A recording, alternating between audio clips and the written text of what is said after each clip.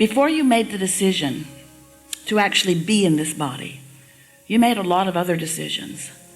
You knew that by being here on planet Earth, at this time, in this place, in this space, in this reality, you knew that your environment would produce new from you. And you knew that as the new desire radiates from you, that you would be among the leading edge creators. You knew that this physical environment where things turn from vibrations to thoughts and thoughts to things, you knew that this is a manifesting experience.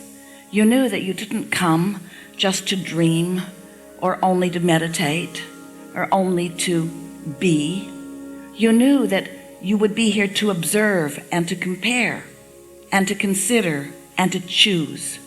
And you knew that it was right that you would choose, and you knew that your choices, would be supported by the energy that creates worlds. In fact, you understood before you made your decision to come, before you actually got here, you knew that your choices would be not just honored but revered. You knew that you were leading edge creators, and that the source energy, the inner being part of you, who's focused to you and through you, would remain non-physically focused. So here you came into your body, splat, with your inner being and your source energy and all of your resources remaining non-physically focused and yet aware of you in every moment of your life experience, aware of what you're living, aware of what you're asking for, and most important to you, aware of where you stand in any moment in time in relationship to what you've asked for. So we like to explain it to you like this, that your life causes you, as you consider it, to know what you don't want and therefore know what you do want, and you radiate these rockets of desires. And these rockets of desires, these vibrational rockets of desire, these vibrational thoughts, these vibrations, thoughts, energy, emanating from you, not manifested yet, not things, not places, not relationships, not things that are tangible, not something that you can see yet or smell or hear or taste or touch, but these vibrational intentions and rockets of desire. And as they radiate from you, they collect in what we want so much for you to accept as a reality, that we've called this vibrational reality. We demonstrate it in this way, this vibrational reality, this vortex of reality. As these rockets of desire radiate from you, they are gathered together by the powerful law of attraction, and they are watched and understood by your inner being, by the source energy from which you have come. So what happens to you as life causes you to launch those rockets is that you have the opportunity to be a vibrational match with the rocket that you've launched, or not, or some version in between. In other words, life can cause you to ask for more, but you may not move in the direction of what you're asking for. In fact, most times, most humans do not. When you know you don't have enough money and you ask for more money begins to be assembled for you, precisely for you, immediately. But more often than not, you're stuck in the I don't have enough money and therefore I want more money, but I don't have enough money. But I do want more money, but I don't have enough money. That's why I'm asking for more money. I don't have enough, but I would like more. But you, in most cases, are not a sketchy or a consistent vibrational match to the abundance that you're asking for. Now, your inner being is, because when you ask, it is given vibrationally immediately. So your inner being becomes an immediate match for what your life has caused you to expand to. But when your inner being expands in the direction of your desire and you don't, then there's a vibrational variance within you and you that you can feel in the form of emotion. And that emotion doesn't feel good. It feels like worry, or it feels like disappointment, or it feels like not enoughness. It feels like discouragement. But when you launch a rocket of desire and you're able to focus in the direction of your desire, when you're thinking about what you want and why you want it, so that you approach the vibrational integrity of your new desire in a consistent and meaningful way, when there's not a big expanse between the vibration of your desire and the vibration of your belief, and a belief is just a thought you continue to think, when that expanse doesn't exist so much, but you are more believing, more hoping, and then believing and knowing that while it may not have come to full fruition, that there is a vibrational version of it that you can believe in. And that really is the point of everything that we will be talking about in the days that we are together. Because if you can begin to believe in this vibrational version, then it's like the farmer who believes in the kernel of corn that he puts in the ground. He believes that that is a seed that will grow into a stalk and into ears of corn. He doesn't doubt it because he has knowledge of the way that it works. Well, we want you to leave this gathering in these days with the same certainty that the farmer has when he puts the corn in the ground, that while he cannot see it, he knows what's coming next. We want you to trust the process. We want you to come to understand the laws of the universe. We want you to trust your own guidance system. We want you to know what emotion means. We want you to know that when you have negative emotion, that you are compromising your own desire for the time being at least, because you are activated in a vibration that opposes your own desire. You just can't hold a desire and doubt it and move in the direction of your desire, because the vibration of your desire and the vibration of doubt are very different frequencies. It's like sticking a stick in a wheel. It sort of brings it to a screeching halt and slows the progress of it for as long as you keep doing that. And so we know that you've been listening to us for a while, and we know that you for the most part understand the basics of what we offer. You know you are a vibrational being, and you know that you came from a vibrational source, and you understand that you are an extension of source and that you've come with great purpose. But you may not remember that you are here for the purpose of joy, and that expansion is natural to you, and that life is supposed to feel good to you, and that there is an ease that you can step into that most humans have not yet, because as humans you believe more in struggle and more in effort and more in working and accomplishment and determination. And while we are not discouraging focus or determination or intentionality, in fact, we are all about that.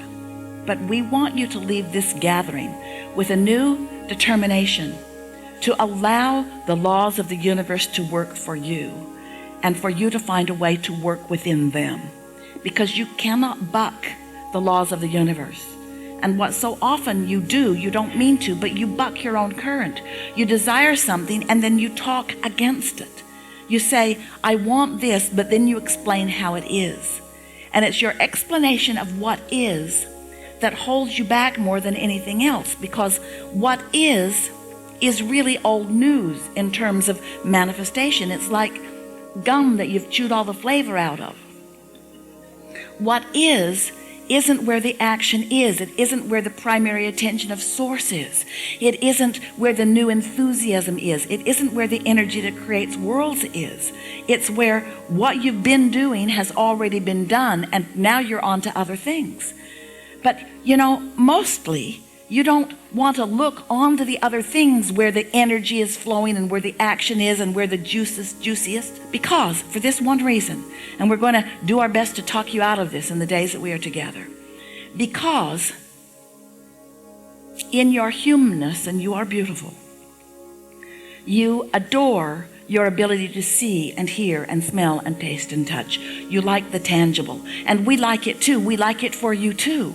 We would like you to like the tangible. We like you to like the manifested in that full sense. That's what it's all about. In fact, what's in your vortex is a bit like the kernel of seed in the ground. We don't want it to remain like that. We want it to come into full fruition for you so that you can enjoy it on all levels of your being. But if you need to see it before you believe it, if you need to see it before you will allow yourself to feel enthusiasm about it, if you need to see it and smell it and hear it and taste it and touch it before you will accept its reality, then that's what holds you up. And because it's hard for you to accept that this vortex is real, even though we've written 2 very good books about it, it's hard for you to accept that this vortex is real because it doesn't feel as real to you as what you can already experience with your physical senses. What we want you to know is that what's in your vortex will come out and play with you so that you can experience it in your physical senses. We want you to realize that there is a steady evolution of that. And we want you to catch the spirit with us of how delightful it is when you begin to allow yourself to experience with full awareness the turning of thoughts to things. So often you think, I want such and such to happen. I want my lover to come, or I want this money to be there. I want my empire or my life's work. I want something tangible. I want it to be real. I want it to be a real reality. And then you think, and when it is real, then I will feel good. And we say, but you've got that backwards. You have to feel good about it, and then it becomes real. You don't wait for it to be real, and then you feel good about it. So what happens as you watch what you call success or expansion of others in your world, and you see their tangible creations, and you wish them for yourself, and that's a wonderful thing. We like how that happens for you. As you wish them for yourself, but then you take score of where yourself is standing in relationship to those things, and you see that it hasn't manifested for you yet. So instead of looking in the direction of what you want, you're actually looking at the absence of what you want. And the absence of what you want is a very different vibrational frequency than the presence of what you want. But you want to use your logic that is based in what you can see and hear and smell and taste and touch, and you say, but I cannot yet see it, and therefore I have to acknowledge that it isn't there. And we say that reasoning will cripple you in terms of deliberate creation. We want you to use other senses. We want you to begin to sense the reality of what you've asked for. But it requires a keener approach. It requires a keener look, because these vibrations are more subtle in their revelation to you. They are being revealed to you constantly, but you have to find some way to perceive them, which means you have to look closely. And you can't even begin to look closely for the beginning of the manifestation of the things that you want if you're fixated on the fact that it hasn't happened yet. That would be like the farmer going out the day after he's planted and looking around and stomping on the ground in dismay that the corn isn't showing itself to him yet, digging it up and just eating it anyway. All right, then I'll just take what I've got. And so you're not exactly like, well, you are exactly like that. There are a lot of things that you want to experience the realness of it before you will let yourself be happy about it. And we want you to find a way to not just be happy about it, but to be really overjoyed about the process of it becoming, because there are always going to be new things in your pipeline of becoming. And if you are one of those who is waiting for them to become before you will rejoice, then you'll be a long time waiting for the rejoicing, and it will be paltry and puny rejoicing as you just eke out small successes. Meanwhile, you could have been experiencing the getting ready to be ready to be ready to be ready to be ready to be ready to be ready.